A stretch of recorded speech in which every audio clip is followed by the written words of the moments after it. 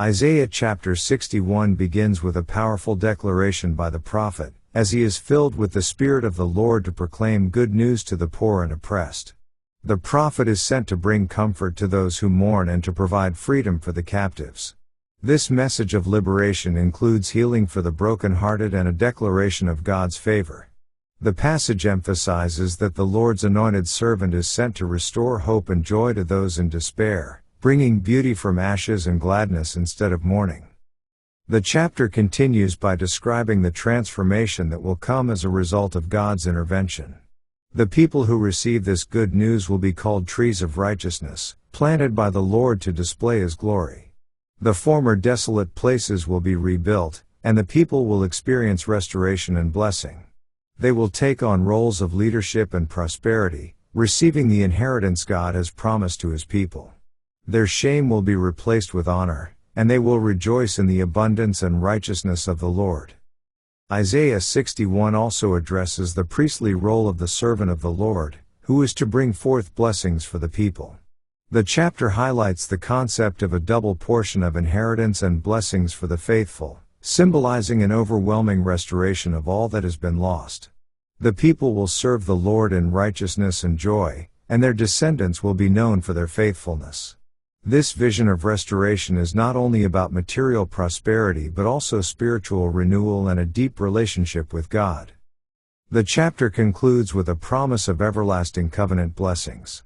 The people of God are assured that they will be forever secure in their relationship with Him.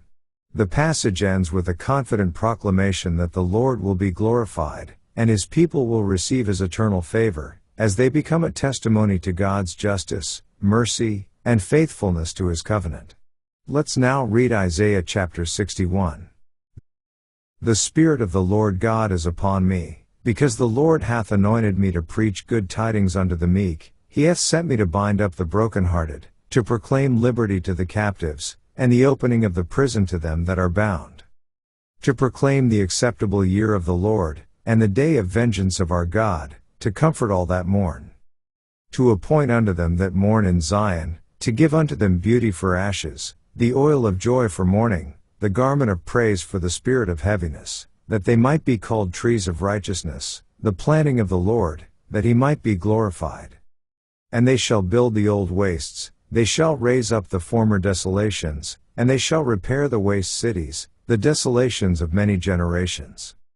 And strangers shall stand and feed your flocks, and the sons of the alien shall be your plowmen and your vine dressers.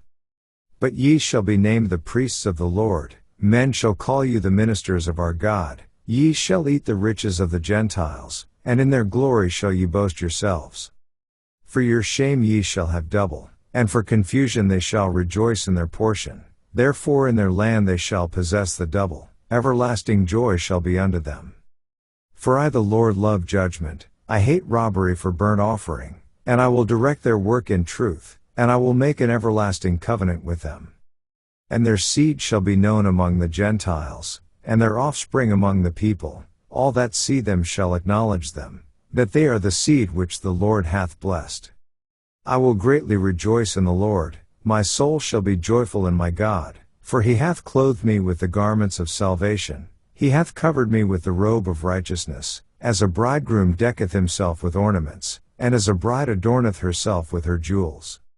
For as the earth bringeth forth her bud, and as the garden causeth the things that are sown in it to spring forth, so the Lord God will cause righteousness and praise to spring forth before all the nations. This ends our reading of Isaiah chapter 61.